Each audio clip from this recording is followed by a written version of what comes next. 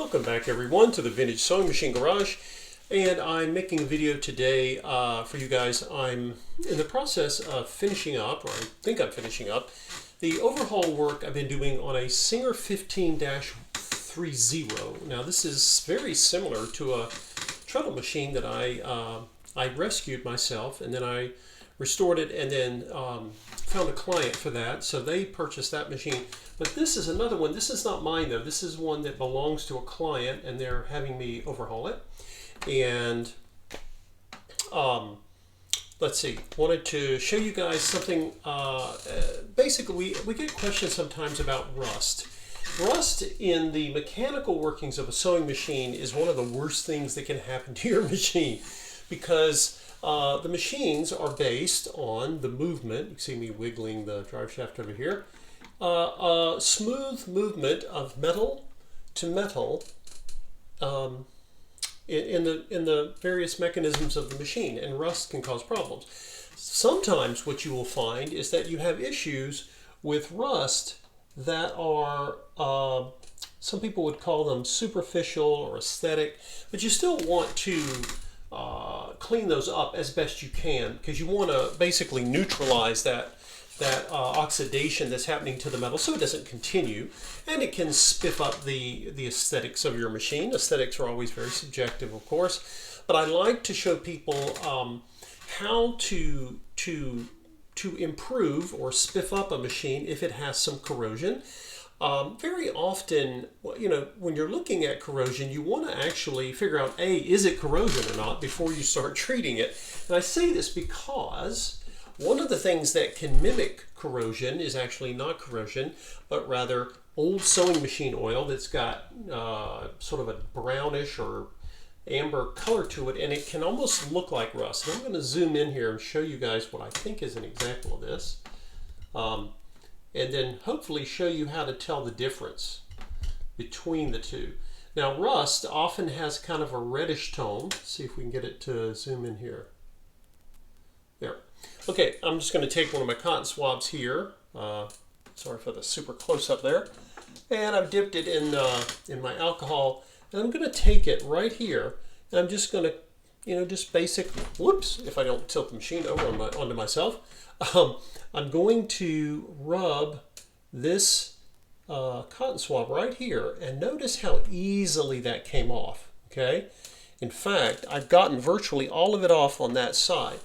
So that could be, and I suspect a lot of that is old sewing oil or grease, but it could also have a little bit of oxidation in it. It's kind of strange. You know when something is rusted more so when it doesn't come off this easily. That's what makes me think this is old oil, because it literally it dissolved just with the alcohol, right? And I can come around here. And when you have a vintage machine, guys, one of the main reasons to do this is not just for the aesthetics. You may be fine with how it looked. You just want to make sure that whatever you're dealing with is not rust. If it's old oil and it's not, you know, it's on the surface here and it's not really interfering with the function of the part of the machine, then whether you get the old oil off is really up to you. That's purely aesthetic, okay? So over here, for example, I have my needle clamp. This one's old, and it's had a drop of oil applied to it, and it functions fine. So anyway, that is an example of old oil. Sometimes you just have rust, and sometimes you have a mixture of both. So I'm going to show you a little bit of a different example, same machine. Let's zoom back out here. And this, of course, is the hand-wheeled knob, the clutch, part of the clutch washer and knob system that helps you disengage the drive shaft of the machine to keep the needle from moving so you can wind a bobbin. And of course here you'll see that wonderful old school bobbin winder that I really love those. But a lot of times you'll see something like this. Now, a lot of these were nickel plated, and they would be shiny, not exactly chrome. Sometimes chrome was used, but nickel plating was a very common way to basically take steel and help it become corrosion resistant. But over time, that plating can wear off, either through abrasion or literally just being used. Remember, this thing's over 100 years old. So, and what you're seeing here and you'll notice there's some kind of stains. They almost look like rust. Now, when I rub my finger on it, it's very smooth. You say, well, it doesn't feel like rust. Rust doesn't always show itself to be rough in nature. So I'm going to take here, I've already put some polish on here before. I just want to show you guys. So notice I'm coming here with the alcohol, but I'm still, it's not dissolving like the stuff over here was on the needle clamp. So what does that tell me? What it tells me is that it's very unlikely that this is old oil, because old oil in the face of 99%, 95% alcohol does not, you know, it will either with alcohol or polish or something come off. And I had taken polish to this, I've been working on it, and the polish cleaned things up a little bit, but I still end up with sort of this discoloration. Now the goal here is not, oh my gosh, I've got to get rid of the coloration because, oh, you know, I don't like the way it looks.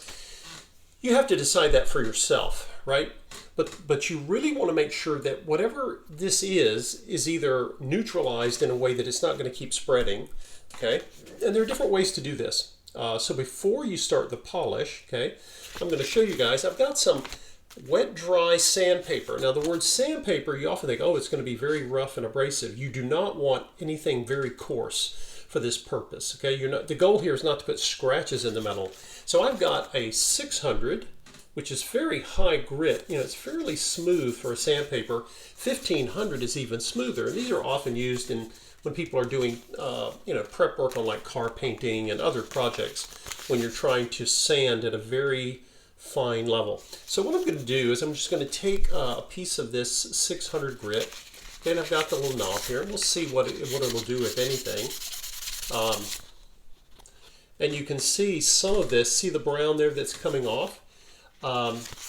And again, I'm not going to be grinding this down to something that's going to really shine. That's not the goal. You can see this, you know, the 600 grit is pulling some what I believe is oxidation.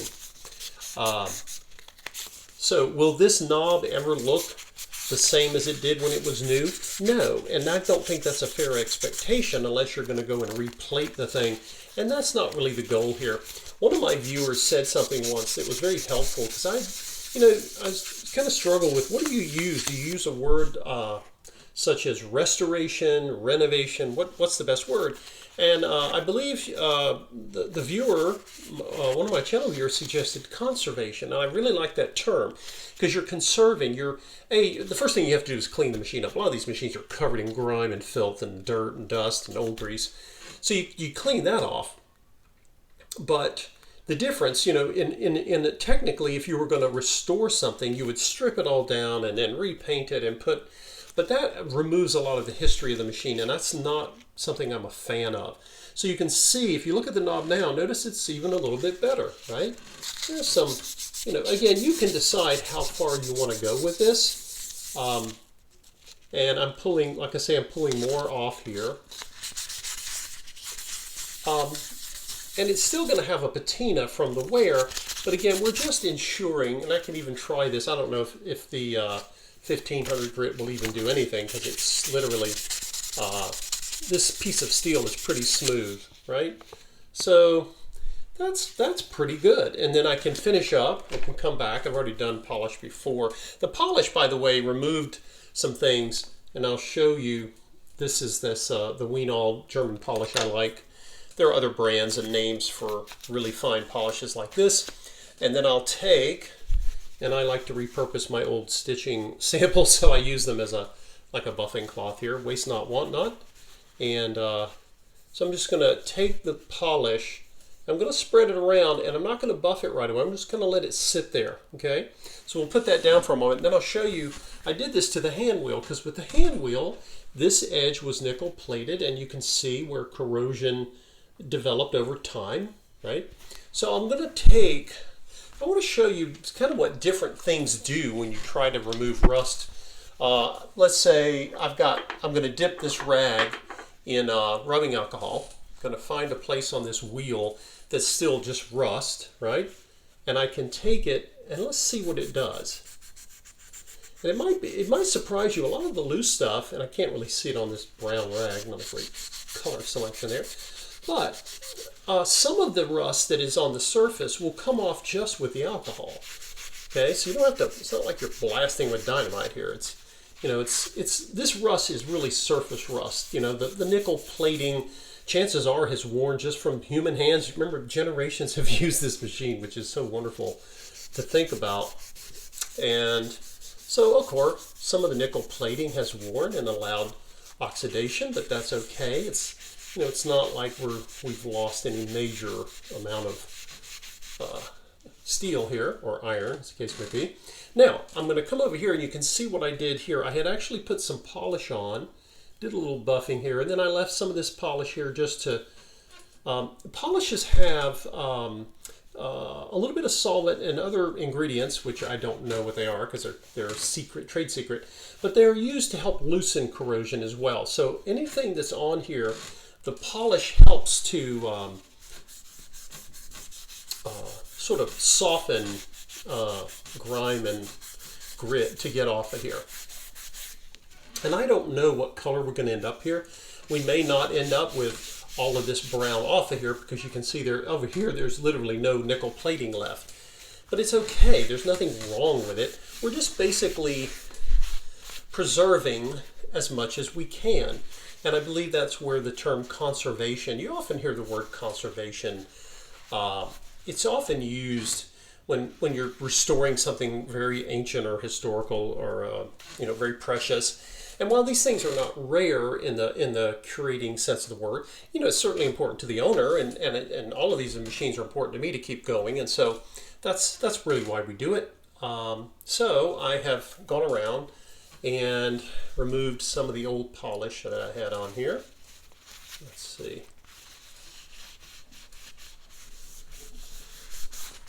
And a lot of this, guys, is just part of it is just having the patience. You know, don't be in a hurry. If you do this a little at a time, you're not going to sit down and do a really proper job. Just, you know, sit down for an hour or two and be done. It depends on the condition of the machine, obviously, when you get it. So I've done this and gotten some of the grime, but we still have some here. So I'm going to take my 600 grit and I'm going to see what that will do.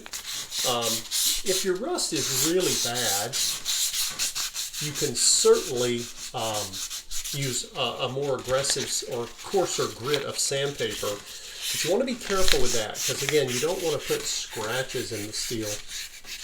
We're not really stripping it. We're just trying to, again, get some of this off so you can see what came off here. And that's 600 grit.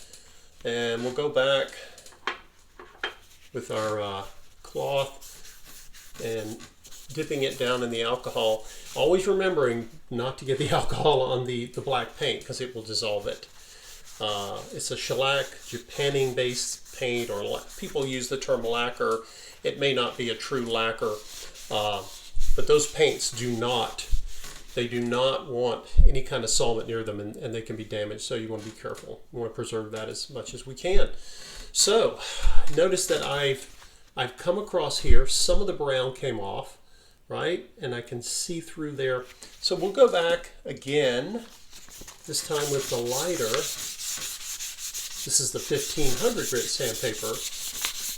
And again, you can decide. I don't like using very coarse grits of sandpaper for purposes like this. Okay, that's not what I'm after. And you can see I've got even a little bit more there. So is this all going to look nice and shiny and like down here? No. But again, I'm taking off what I can because as I remove it, I can get closer to the actual steel that's not damaged with any oxidation. And then we'll come back with the polish. Let's see, you can see how I did here, and we've got some here.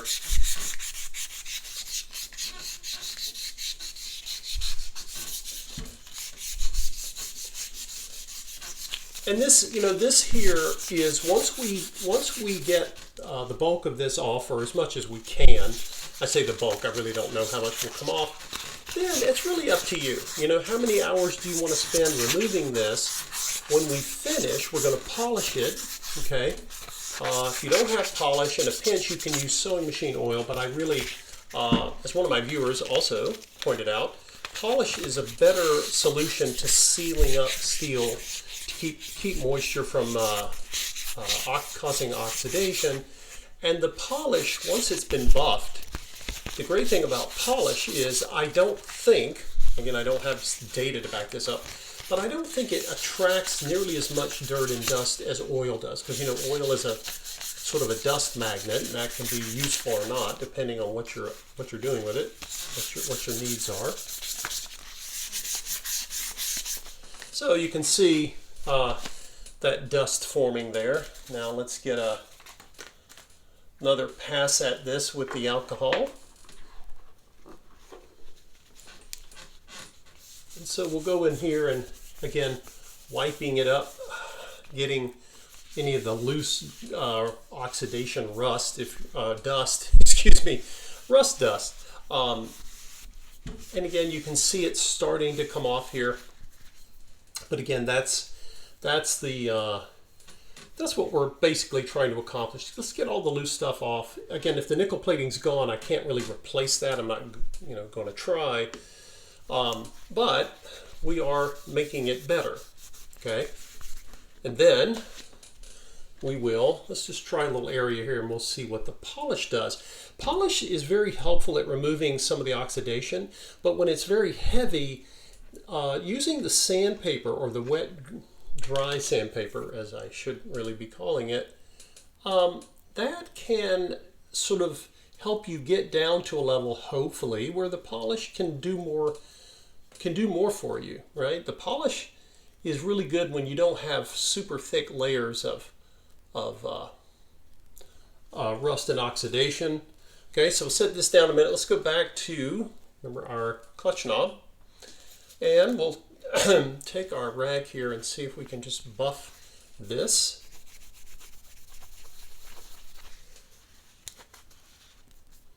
Okay, so this is what we have. We're done with the buffing of the knob. Now, some of that staining is gone, the brown staining, which I suspect was a little bit of oxidation.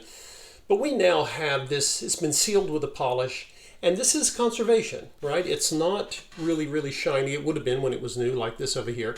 But this would have been touched a lot, right? It would have had a lot of, every time a bobbin was wound, you know, somebody had to use it, and it's not worn out. Look at it, it's a big honking piece of steel. But what we've done is we have removed as much oxidation as we can see. I don't really see any other. And there's some tarnishing and this sort of darkened pattern coloring there is basically variations in the nickel plating. The nickel plating is wearing and, you know, breaking down over time just because of wear. But it's okay. It's done its job. Right? We don't have any, this is just old dirt. We don't have any oxidation on the back. This is conservation. This is preserving the knob, okay? One other area to remember to check is here. You can take a cotton, whoops, well, don't break it like I just did. You can take a cotton swab and you can see the, you know, the goop that comes out of here.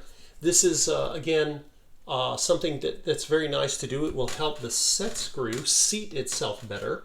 It was working fine, yes, but it's always helpful, right? These are the little details of conserving, overhauling a vintage machine like this that really are useful, okay? So that when this goes back to the owner, they don't have to worry about this, right? There's nothing they need to do to it other than when they need to use it. Okay, so, and we've got our little set screw, which looks good. I may want to put it down in some alcohol. Usually, I don't often find very much going on with these. Sometimes they can be corroded, and that's not this is not a piece you want to fail on you, because it's very important for getting your bobbin winder to function. And of course, we'll put one little drop of sewing oil when we're getting ready to put that back together. Okay, so let's see if our polish did anything to add to our efforts here. Certainly gave a little shine over here. Now I'm going to come right up to where I had the polish. I don't always expect a dramatic change or difference here. And you shouldn't either. You know, don't be disappointed. It's like, hey, I put the polish on and it doesn't look like chrome. Well, in fact, I believe this is nickel plating, and a lot of that plating has simply worn off. You know, it's over 100 years of people sewing with it. But it's okay. I suspect we can try sanding some more, but the more we do, we're still going to be we're still going to be sanding. And here's the deal. The more you sand to take this off, the more you're removing what's left of the nickel plating, right? So again, that's really up to you. You guys, I'm going to, like I say, I'll take the polish all around and we'll clean it up and we will have stabilized the wheel, right? Hopefully this will prevent any acceleration of oxidation for quite a long time to come. And of course you can see the groove here in the hand wheel. Hand wheels on sewing machines, by the way, guys, you may know this, they're basically giant pulleys. We call them hand wheels, but they are pulleys, and that's really how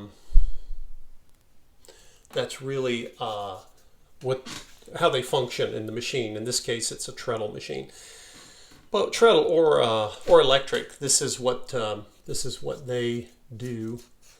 They act as a pulley for your belt. So anyway, I just wanted to touch on this for you guys.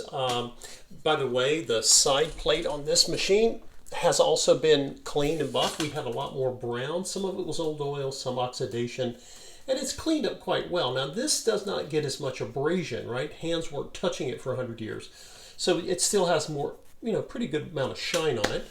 And but it's been polished, and of course got our new spring installed here and cleaned up tension discs. So we are working our way to getting this machine finalized, and I don't have the treadle table here at my place, so I'll have to I'll do the testing on everything when we get it back to the client's place and we start to install it.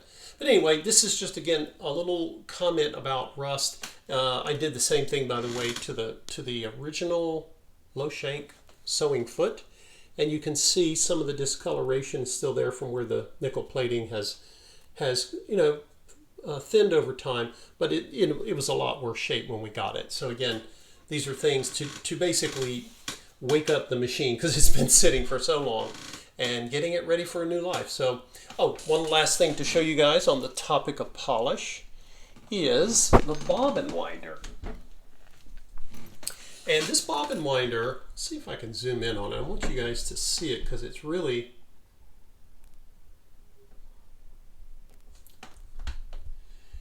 interesting. This bobbin winder was basically, very sort of a tobacco brown color because it had old oil and dust and grime. And so I started removing that and getting this bobbin winding wheel, which is really a rubber tire is going to go on here.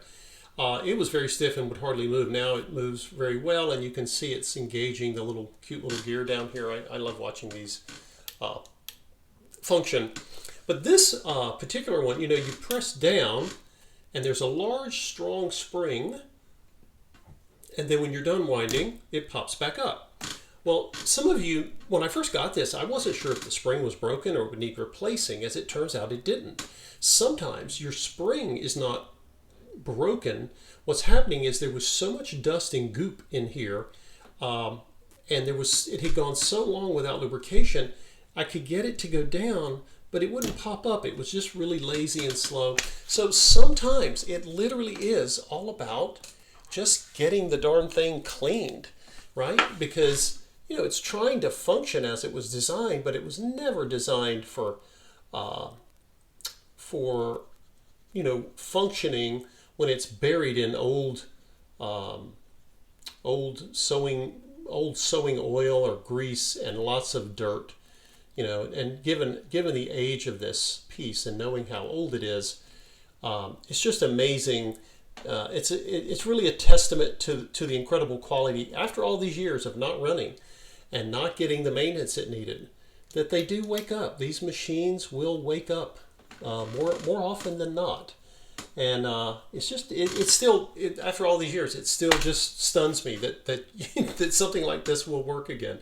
You can see the gear down here turning. So again, we gotta get the tire on it, and we'll be testing it. But I wanted to show this to you guys because sometimes there's kind of a question of, well, how do you know? How do how do you know what to take off here and what to leave on? You know, are you going to grind it all the way down to steel and have it replated?